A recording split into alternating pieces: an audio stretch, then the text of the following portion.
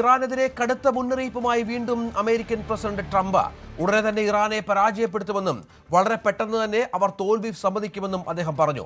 Pennsylvania defence and innovation ഉച്ചകോടിയിൽ സംസാരിക്കുകയായിരുന്നു Trump. അമേരിക്കയുടെ നീക്കങ്ങളിൽ ഇറാൻ വല്ലാതെ അസ്വസ്ഥരാണെന്നും അവർ ഒത്തുതീർപ്പിന് ആഗ്രഹിക്കുന്നുണ്ടെന്നും ട്രംപ് അവകാശപ്പെട്ടു. ഒത്തുതീർപ്പിലെത്തണോ അവസാനിപ്പിക്കണമോ എന്ന് ഉടൻ തീരുമാനിക്കണമെന്നും അദ്ദേഹം വ്യക്തമാക്കി. അതേസമയം അമേരിക്കയുടെ ഭീഷണിക്ക് വഴങ്ങില്ലെന്ന ശക്തമായ പ്രതികരണമാണ് ഇറാന്റെ ഭാഗത്തുണ്ടായത്.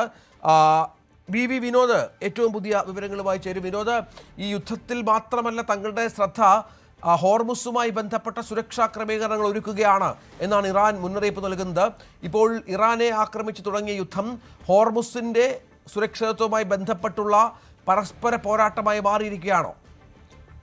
രഞ്ജിത്ത്, വലിയൊരു യുദ്ധത്തിലേക്ക് കാര്യങ്ങൾ പോകുമെന്ന സൂചന നൽകിക്കൊണ്ട് തന്നെയാണ് ഇരു രാജ്യങ്ങളുടെയും വെല്ലുവിളി. ഹോർമൂസ് തന്നെയാണ് ഈ തർക്കത്തിൻ്റെ അടിസ്ഥാന കാരണം. അവിടെ ആര് അധികാരം സ്ഥാപിക്കും എന്നതിനെ ചൊല്ലിയുള്ള വാക്പോര് അത് യുദ്ധത്തിലേക്ക് പോകുന്നു. ഇപ്പോൾ തന്നെ ഏറ്റവും ഒടുവിലത്തെ വിവരം പുറത്തു വരുമ്പോൾ ഇറാനിലെ 30 കേന്ദ്രങ്ങളിൽ കൂടി അമേരിക്കയുടെ ആക്രമണം ഉണ്ടായിരിക്കുന്നു. ഇതുവരെ ആണവ കേന്ദ്രങ്ങളും തുറമുഖങ്ങളും ഊർജ്ജോൽപാദന കേന്ദ്രങ്ങളുമൊക്കെ ആയിരുന്നു ആക്രമിച്ചതെങ്കിൽ അവിടെ നിന്ന് മാറി ജനവാസ കേന്ദ്രങ്ങളിലേക്ക് ആക്രമണം മാറുന്നുവെന്നതാണ്.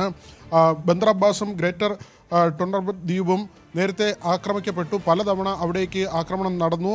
അതിന് പുറമെയാണ് ഇപ്പോൾ അസ്വാനിലെ ക്യാൻസർ ആശുപത്രിയിലേക്ക് അമേരിക്കയുടെ ആക്രമണം ഉണ്ടായി എന്നത്. ഇത് സ്ഥിതിഗതികൾ കൂടുതൽ രൂക്ഷമാക്കും. നമുക്ക് ഏറ്റവും ഒടുവിൽ ലഭിക്കുന്ന റിപ്പോർട്ടുകൾ അനുസരിച്ച് ഈ ആശുപത്രിയിൽ ചികിത്സയിലുണ്ടായിരുന്ന ആളുകൾ ക്യാൻസർ രോഗികളാണ്. അവർ പ്രാണരക്ഷാർത്ഥം പലരും ആശുപത്രിക്ക് പുറത്തേക്ക് ഓടി രക്ഷപ്പെട്ടു.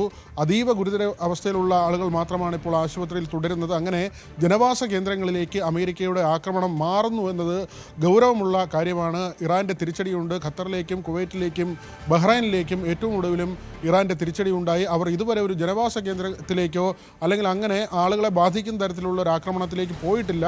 മറിച്ച് അമേരിക്കയുടെ സൈനിക താവളങ്ങളിലേക്കാണ് ഈ ആക്രമണങ്ങൾ നടക്കുന്നത്.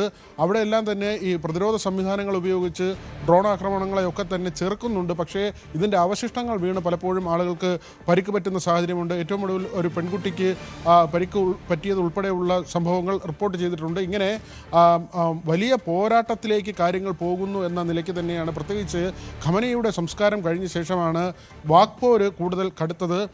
ഒത്തുതീർപ്പ് സാധ്യതകൾ പൂർണ്ണമായും അടയുന്ന ഒരു നിലയിലേക്ക് പോകുന്നു. ചർച്ചകളുടെ നേരിയ സാധ്യതകൾ പോലും ഇപ്പോൾ അവശേഷിക്കുന്നില്ല.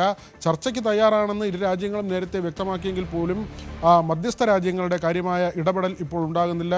പാകിസ്ഥാനിലെ സാഹചര്യം നമുക്കറിയാം. പാകിസ്ഥാനാണ് ഇതിൽ മുന്നിട്ട് നിന്നത്. പക്ഷേ അവിടുത്തെ ആഭ്യന്തര പ്രശ്നം അതിരൂക്ഷമാണ്.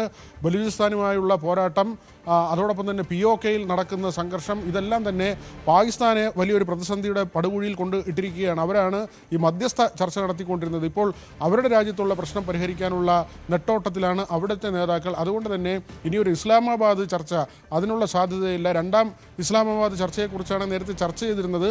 ഇനി അതിനുള്ള സാധ്യത പോലും ഇല്ല എന്ന ഒരു നിലയിലേക്ക് വരുമ്പോൾ തീർച്ചയായും അതാണ് സാഹചര്യം. ഏതായാലും യുദ്ധം അതിൻ്റെ കാഠിന്യത്തിലാണ്. ഇതിനിടയിൽ ഈ സൈനിക നീക്കങ്ങൾ പുരോഗമിക്കുന്നതിനിടെ ടെഹ്റാനിലെ ഒരു പ്രധാന ചത്വരത്തിൽ ട്രംപിനെ ശവപ്പെട്ടിയിൽ കിടത്തിയിരിക്കുന്ന ഭീമാകാരമായ ബോർഡ് പ്രത്യക്ഷപ്പെട്ടു. US പ്രസിഡന്റ് ട്രംപിനെ വധിക്കുമെന്ന് ഇംഗ്ലീഷിലും പേർഷ്യനിലുമുള്ള ഭീഷണി സന്ദേശവും ബോർഡിൽ എഴുതിയിട്ടുണ്ട്. US ഇറാനും തമ്മിലുള്ള സൈനിക ഏറ്റുമുട്ടൽ ശക്തമായ സമയത്താണ് ഈ ബോർഡ് പ്രത്യക്ഷപ്പെട്ടിരിക്കുന്നത് എന്നതാണ് ശ്രദ്ധേയം. നേരത്തെ നമുക്കറിയാം വിനോദ്, ടെഹ്റാനിൽ ഖമനയുടെ വിലാപഘോഷയാത്ര നടക്കുമ്പോൾ അവിടെയൊക്കെ പ്രതീകാത്മകമായ ശവമഞ്ചങ്ങൾ, വലിയ ബോർഡുകളൊക്കെ പ്രത്യക്ഷപ്പെട്ടിരുന്നു. വലിയ തോതിലുള്ള മുദ്രാവാക്യം വിളികൾ ട്രംപിനെതിരെ ഉണ്ടായിരുന്നു. കിൽ ട്രംപ് എന്നുള്ള ഫ്ലക്സുകളൊക്കെ നമ്മൾ കണ്ടു. അതിന് പിന്നാലെയാണ് ട്രംപിനെ ശവപ്പെട്ടിയിൽ കിടത്തിയിരിക്കുന്ന ഭീമാകാരമായ ബോർഡ്. രഞ്ജിത്ത്, ഇപ്പോൾ ടെഹ്റാനിലെ എൻഗലാബ് എന്ന ചത്വരത്തിലാണ് ഇങ്ങനെ ഒരു ചിത്രം വന്നിരിക്കുന്നത്. പടുകൂറ്റൻ ചിത്രമാണ്. ഇതിൽ ട്രംപ് ശവപ്പെട്ടിയിൽ കിടക്കുന്നതായ ചിത്രമാണ് ആലേഖനം ചെയ്തിരിക്കുന്നത്. ഖമനേയി ഏത് പേടകത്തിലാണോ കിടന്നത് ആ തരത്തിൽ തന്നെ അത് ചിത്രീകരിച്ചുകൊണ്ട് ട്രംപ് വായ്മൂടി ടൈക്ക് മുകളിൽ 2 കൈകളും കോർത്ത് കിടക്കുന്നത്. അതായത് ഒരു മൃതദേഹം എങ്ങനെയാണോ കിടക്കുന്നത് ആ നിലയ്ക്കാണ് ആ ചിത്രം അവിടെ രേഖപ്പെടുത്തിയിട്ടുള്ളത്. അതോടൊപ്പം തന്നെ ട്രംപിനെ കൊലപ്പെടുത്തും എന്ന് ഇതിനോടൊപ്പം എഴുതിയിട്ടുണ്ട്. മിനാബിലെ കുട്ടികളുടെ ഓർമ്മയ്ക്ക് വേണ്ടി എന്ന് കൂടി ഇതിൽ എഴുതിയിട്ടുണ്ട്. നമുക്കറിയാം ഫെബ്രുവരി 28-നാണ് ഖമേനി ഉൾപ്പെടെയുള്ളവർ കൊല്ലപ്പെട്ട ആക്രമണം ഉണ്ടായത്. ആ സമയത്ത് അവിടെ ഒരു പ്രൈമറി സ്കൂളിലേക്ക് കൂടി ബോംബാക്രമണം ഉണ്ടാകുകയും അവിടെ നിരവധി കുഞ്ഞുങ്ങൾ മരിക്കുകയും ചെയ്തു. ആ കുഞ്ഞുങ്ങളുടെ സ്മരണയ്ക്ക് വേണ്ടി കൂടിയാണ് ഇത്തരമൊരു ചിത്രം ട്രംപിനെ കൊലപ്പെടുത്തും എന്ന് ഈ ചിത്രത്തിൽ ആലേഖനം ചെയ്തിരിക്കുന്നു. അവിടെയാണ് ചില ഭീഷണികൾ അമേരിക്കയെ അലോസരപ്പെടുത്തുന്നു എന്ന സൂചനകൾ കൂടി പുറത്തു വരുന്നത്. ഇത് കൊലപ്പെടുത്തുമെന്ന് പറയുമ്പോൾ അത് നിസ്സാരമായി അമേരിക്ക കാണുന്നില്ല. പ്രത്യേകിച്ച് ഈ അമേരിക്കൻ സെനറ്റർ ഗ്രഹാമിൻ്റെ മരണം അത് അമേരിക്കയെ സംബന്ധിച്ച് വലിയ ഞെട്ടലുണ്ടാക്കുന്നൊരു സംഭവമാണ്. പ്രത്യേകിച്ച് ആരോഗ്യ പ്രശ്നങ്ങളൊന്നും ഉണ്ടായിരുന്ന ആളല്ല ഗ്രഹാം. ഈ വിദേശകാര്യ നയങ്ങളിൽ ട്രംപിനെ ഉപദേശിക്കുന്ന വ്യക്തിയായിരുന്നു. ഇറാനെ തീർക്കണം എന്ന നിലപാട് അതിശക്തമായി എടുത്തിട്ടുള്ള ആളായിരുന്നു ഗ്രഹാം.